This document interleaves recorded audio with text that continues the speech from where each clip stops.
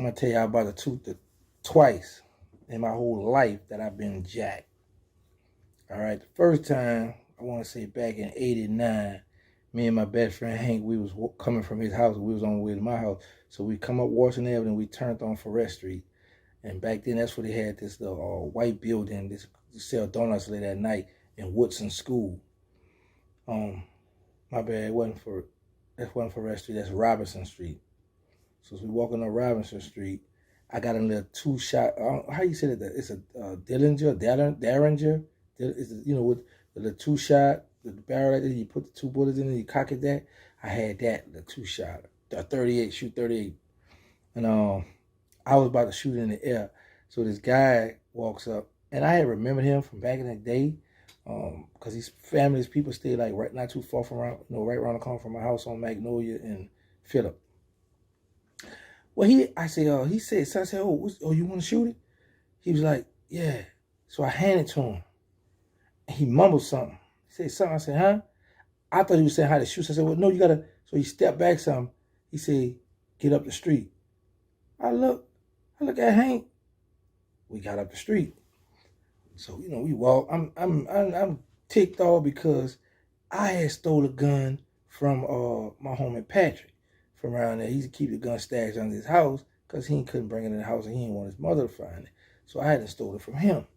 So now I got jacked out of it, y'all.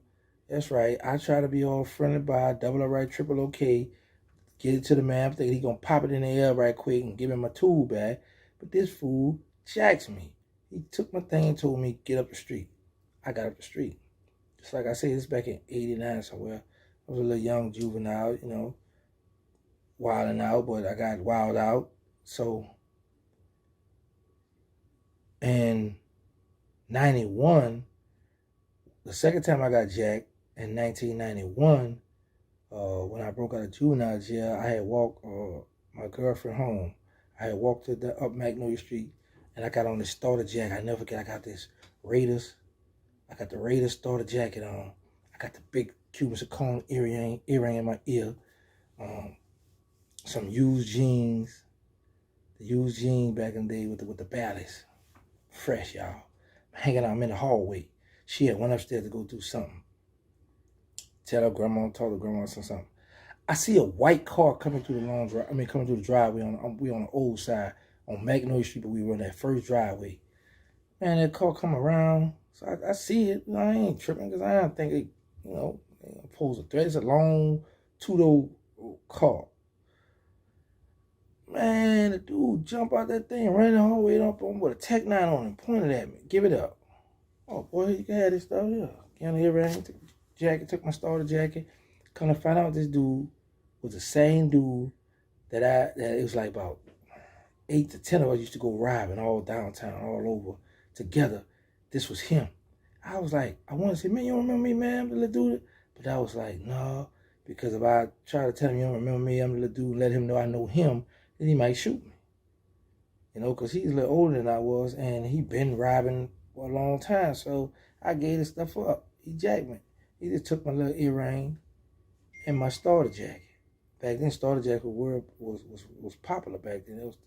That's what was going on back then. Those starter jackets. So he got me for my earrings and my starter jacket.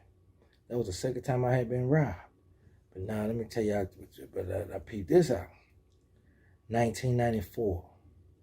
I'm on Washington Avenue, nighttime. I got an SKS with 2 clips on that thing. And I'm in the hallway just leaning on the doorway, just bored this night. I see the guy who jacked me back in 1989, who jacked me on my gun. He walking across the street. He across it. He look at me. And we looking. He see that I'm leaning like this here on the doorway, and I got the chopper in my hand on my side. And I'm just looking at him. And I'm like, boy, I remember you jacked me back in the day. He looked at me, we looking, he walking, but he keep on looking. I'm like, yeah, that's me. I'm the one you jacked. I'll just come on across the street and make you tap dance right now. But, I just kept looking at him. He kept looking at me. He kept on walking. But I was like, man, I just didn't feel like making him take a dirt nap that day. I wasn't in the mood for it. So, and I needed to save my stuff for the other boys. The boys out there meant for me because they was coming through at that time. So and in St. Thomas. So I spared him, y'all. I went on and let him keep going. I let him step. So I don't know where he at to this day, but if he listens to this, he know what I'm talking about, because he jacked me in 89. I saw him in 94. In 94, that's when it was, man, listen, 1994, I had a rough year in 94. Now I think about it, I went to jail for intimidating a witness in January. I went to jail for murder in February. Got out in May. Got stabbed in June, shot in July, back in jail in August for murder again. And got out in January of 95 on probation bond. I caught across the river with a Chrome 45 coming out of Mary Poppins. Stayed in that jail for 6 days. Go to court February. My judge gonna tell me, go ahead and sign that paper. Gonna turn yourself in. Boy, bye. I'm gonna turn me. You better let me go right now. I got you. But yeah, back to what I was saying. Yeah, oh boy, I seen that boy and spared him. I gave him a pass, y'all. I let him make it. And it was nighttime, and I had 2 of them things on that thing, ready 4th of July in that project. I don't remember what money was, but I just know it was in 94. I remember that year. I remember that. So I was in the hallway, hoping what you all say the day the op come through that thing, so I can Swiss cheese something, but they ain't ride through that night, and I see him. But like I said, I gave him a pass because he wasn't on my radar at the time. I was young, dumb. I did that goofy stuff by him. Hey, you want to shoot it? Yeah. I put it in the man's hand. He ain't like he had a gun and robbed me out of it. I played myself, right? What y'all say about that? I played myself on that goofy stuff. So, that was a lesson learned. But, might get ready to get on out of here. Y'all know what it is. Say no to drugs, stop the violence. I done lived enough of this stuff for all of us. I've done enough time for all of us, man. You out here, enjoy life. Get your life together, man. Get it together, man, before it's too late, man. Don't worry about that peer pressure. Because we all go through it. We all want to impress. We all think we scared what the homies going to say. We think they're going to look down on us and we say, no, I don't want to ride that car. Or no, I don't want to shoot my gun. Don't do it. Do not do it. Because years later, you can always sit back and say, I remember I turned that down. Now look at them now, they in jail now with a life sentence. Look at them now, they ain't coming home. Look at them, he on the death row, you know? You don't want, if you right now where you got the opportunity to leave this stuff alone, man, leave it alone. Whatever you're doing, illegal, leave it alone. And you're going to be able to hang out with OG Giggity. Because we're going to hang out right here, and we're going to just kick it. We're going to reminisce. And we're going to leave it right here on this channel, reminiscing.